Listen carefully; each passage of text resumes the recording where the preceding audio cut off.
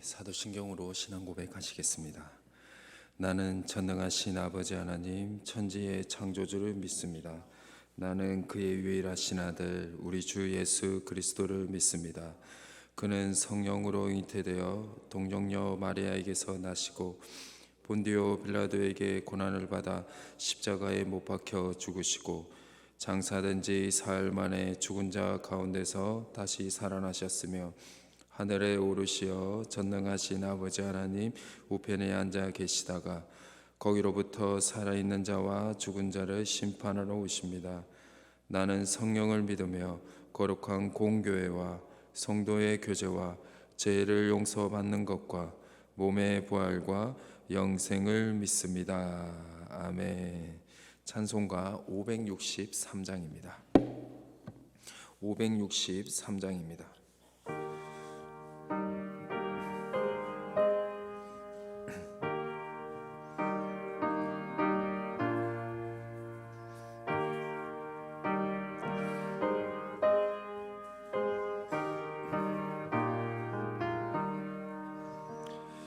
예수 사랑하심은 성경에서 배웠네. 우리들은 약하나 예수 권세 많도다. 날 사랑하심 날 사랑하심 날 사랑하심 성경에 쓰였네. 나를 사랑하시고 나의 죄를 나시서 하늘 문을 여시고 들어가게 하시네. 날 사랑하심 날 사랑하심 날 사랑하심 성경에 쓰였네.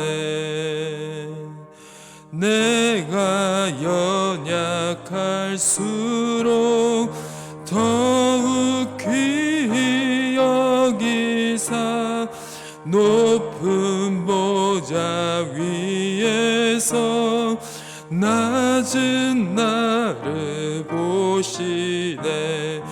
날 사랑하심 날 사랑하심 날 사랑하심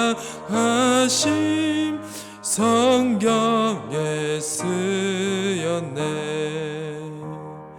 세상 사는 동안에 나와 함께 하시고 세상 떠나가는 날 천국 가게 하소서. 날 사랑하심 날 사랑하심 날 사랑하심 성경에 쓰였네.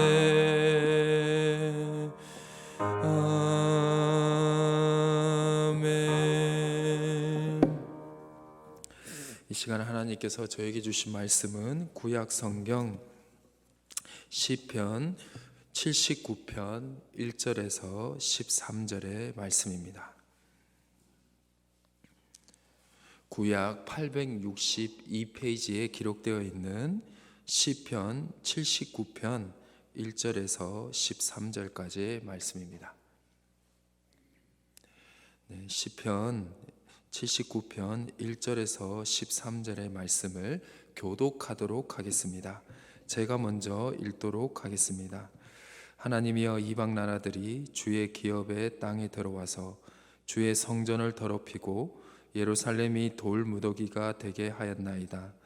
그들이 주의 종들의 시체를 공중의 새에게 밥으로 주의 성도들의 육체를 땅의 짐승에게 주며 그들의 피를 예루살렘 사방에 물같이 흘렸으나 그들을 매장하는 자가 없었나이다.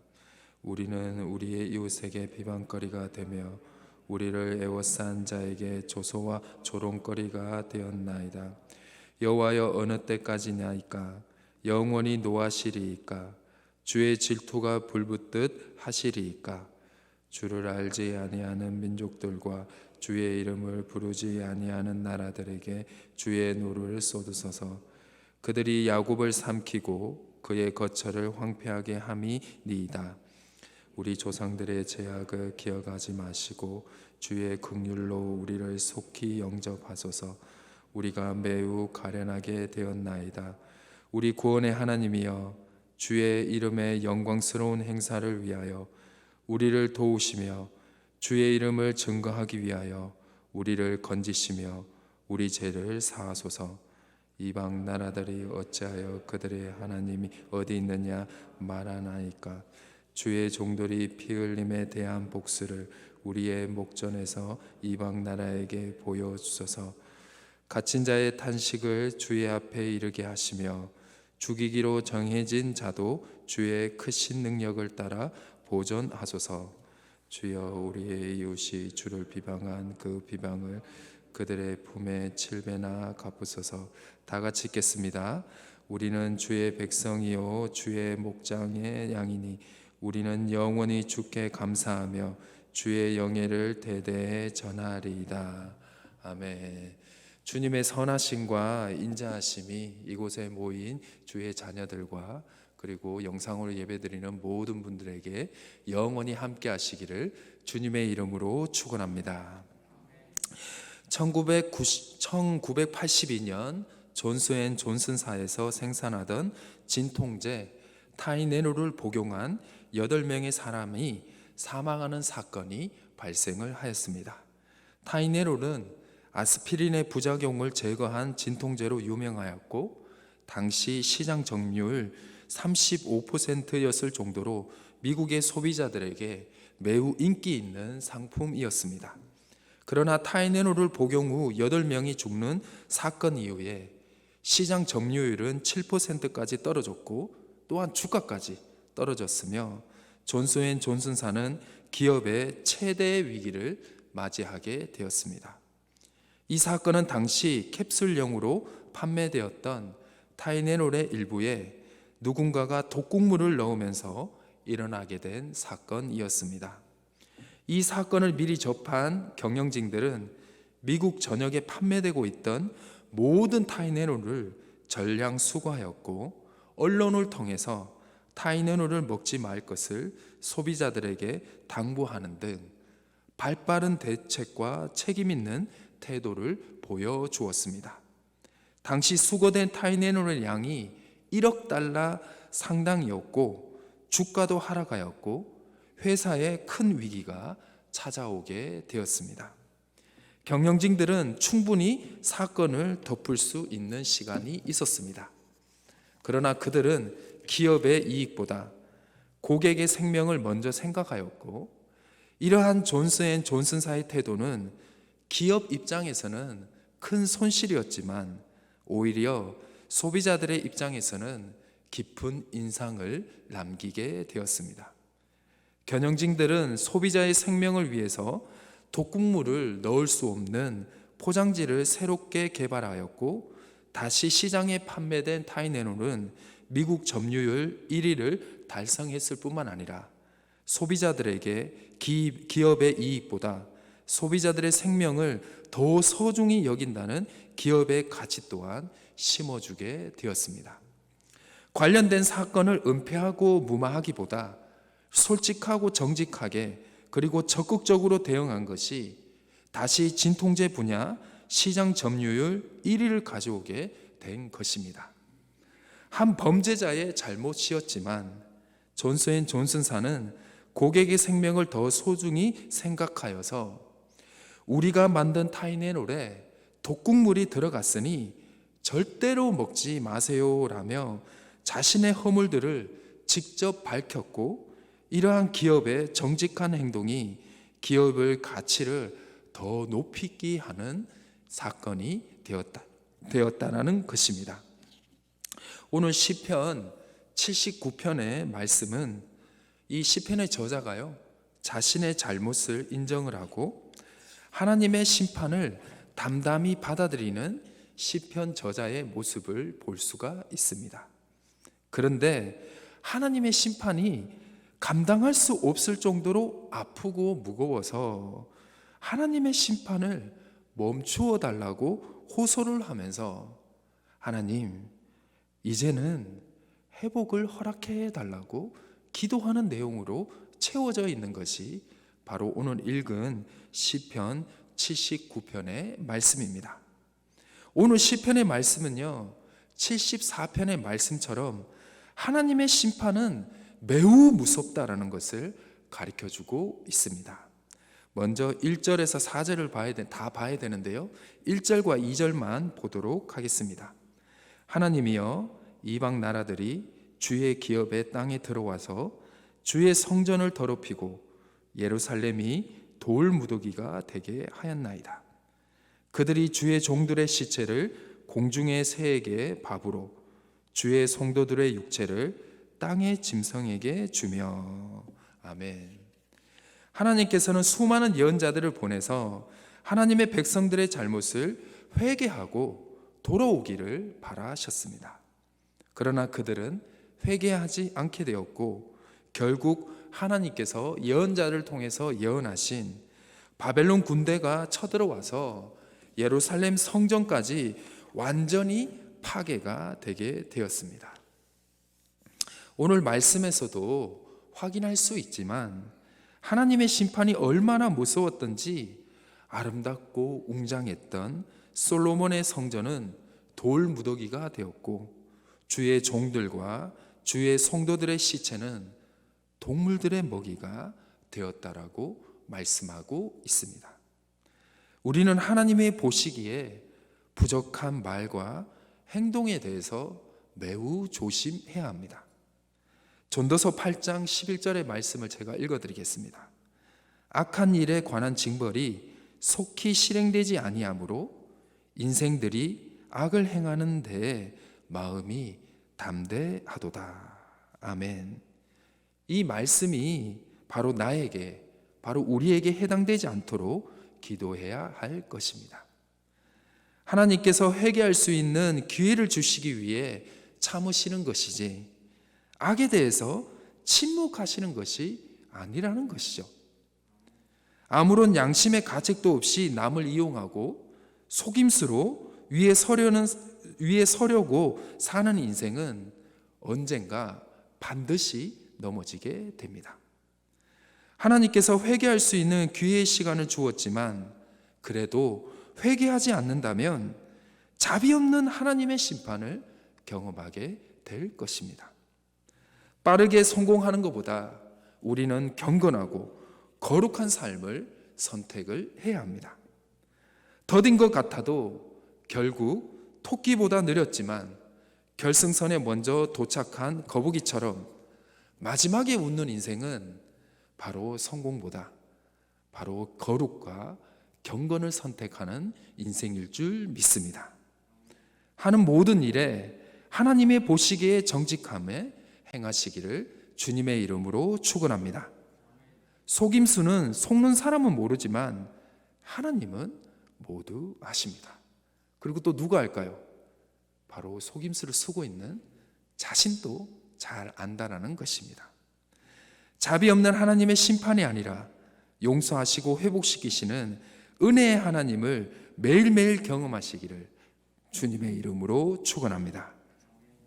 5절입니다. 제가 읽어드리겠습니다. 여호와여, 어느 때까지이리까? 영원히 노하시리이까? 주의 질투가 불붙듯 하시리이까? 아멘. 시편의 저자는요, 예루살렘 성전이 무너지고 예루살렘 성내에 수많은 죽은 자들을 보면서 하나님의 심판을 매우 두려워합니다. 그 두려운 마음으로 바로 5절의 이 부분을 기록한 것입니다.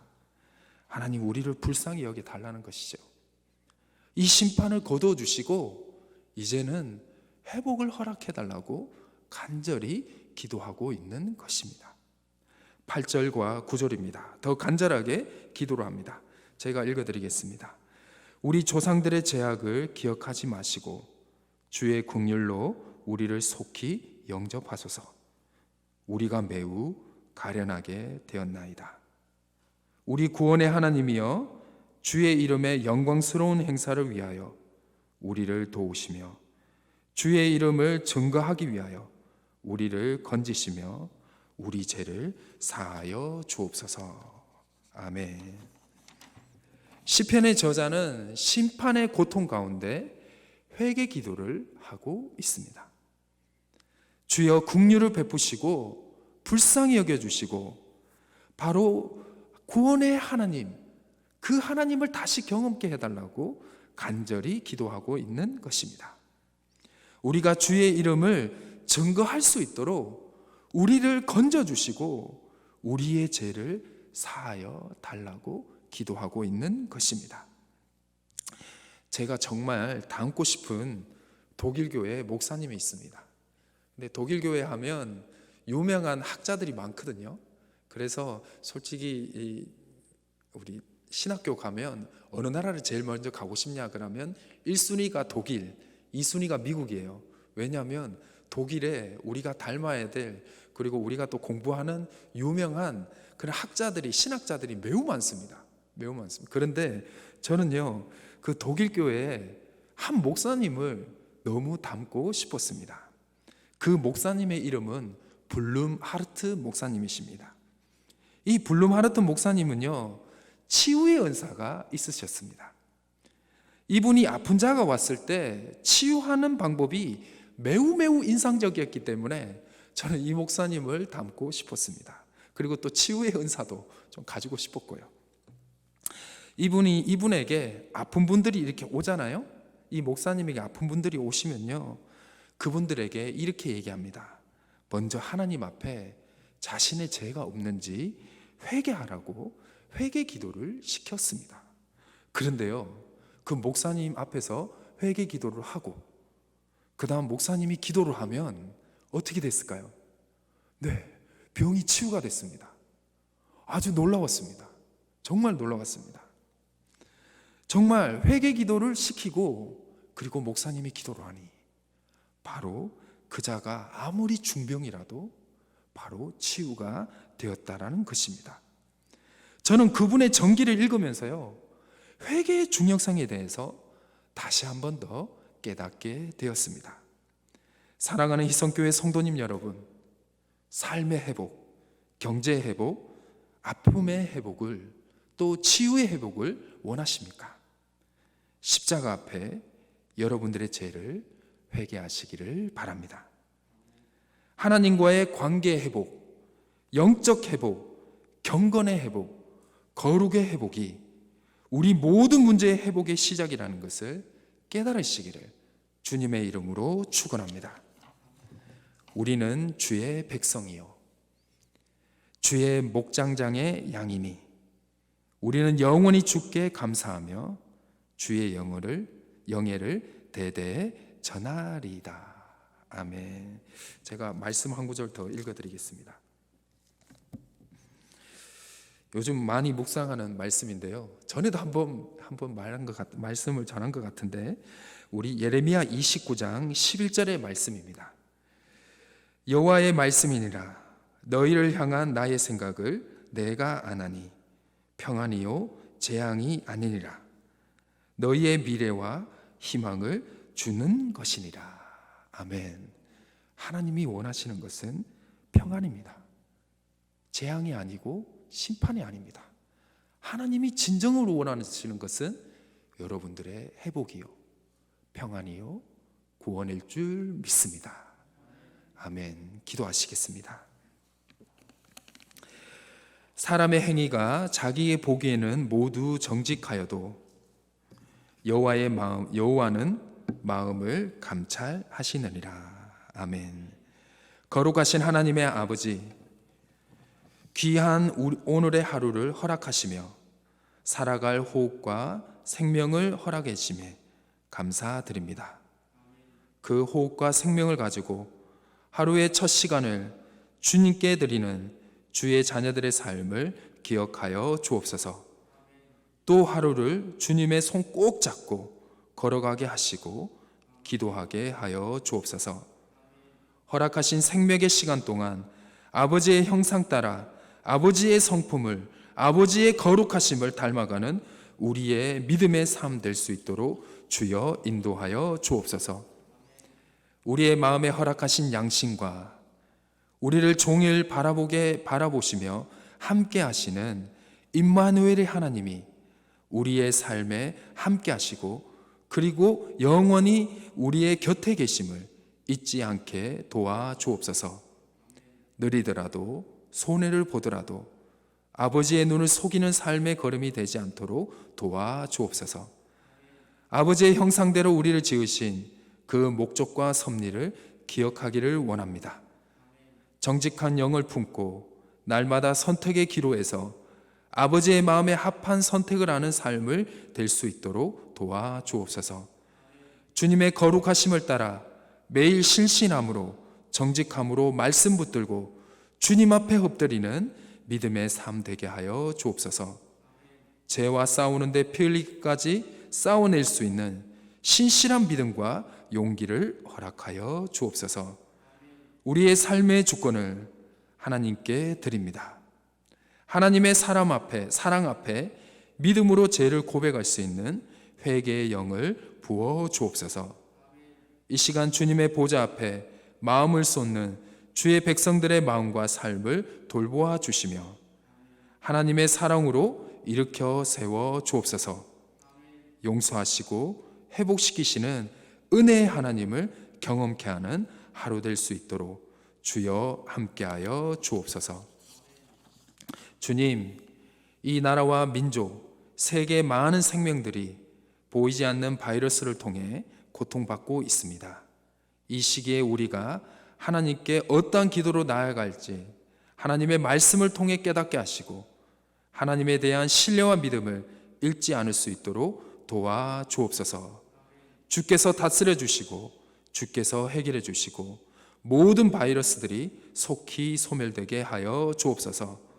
어려움과 슬픔과 아픔 가운데 눈물 짖으며 부르짖는 주의 자녀들의 기도를 기억하시며 코로나로 어려움을 당한 모든 가정에 회복의 은혜와 치유의 은혜를 허락하여 주옵소서. 우크라이나 땅을 위해서 기도합니다. 주여 평화를 허락하여 주옵소서. 무고한 생명이 더 이상 희생되지 않을 수 있도록 욕심으로 악을 자행하는 이들의 선택을 돌이켜 주시고 회개케 하여 주옵소서. 전쟁의 참혹함을 다시 한번 깨닫게 하여 주시고 이 나라에도 전쟁이 아니라 평화 통안을 이룰 수 있도록 주여 이 나라도 불쌍히 여겨 주옵소서. 주님, 주님의 피로 값주고 사신 주님의 몸된 성전 가운데 하나님의 은혜와 은총이 가득하기를 기도합니다. 모든 슬픔과 아픔의 시간들을 회복하시며 주의 보혈 아래 회복을 경험하는 참된 교회가 될 수 있도록 주여 인도하여 주옵소서. 예배 회복, 영혼의 회복, 만남과 교제 회복을 허락하여 주옵소서. 주님 찾을 때 만나 주시고 주님을 구할 때 회복시켜 주옵소서. 주님께서 회복하여 주신 그 은혜와 사랑으로 우리가 다시 한 번 더 세상으로 나아갈 수 있도록 도와주시고 시대적 사명을 감당하는 참된 교회로서 만들어 주옵소서. 특별히 이 시간 아픔과 슬픔, 어려움에 처한 개인과 가정들을 기억하시고 돌보아 주옵소서. 몸과 마음이 아픈 가운데 하나님의 치유하심을 경험케 하여 주시고 주의 보혈로 나음을 입게 하여 주옵소서. 간절한 부르짖음에 응답하시며 새 힘을 허락해 주시기를 간절히 기도합니다. 주님을 간절히 찾아오니 이곳에 임재하여 주시고 우리의 아픔을 만져주시고 회복시켜 주옵소서. 모든 것들을 주님께 올려드리고 주님을 의지하오며 주님 안에 거하는 삶, 거룩한 삶이 되기를 원합니다. 우리 주 예수 그리스도의 이름으로 간절히 기도드립니다. 아멘. 각자 개인 기도하는 시간을 가지겠습니다.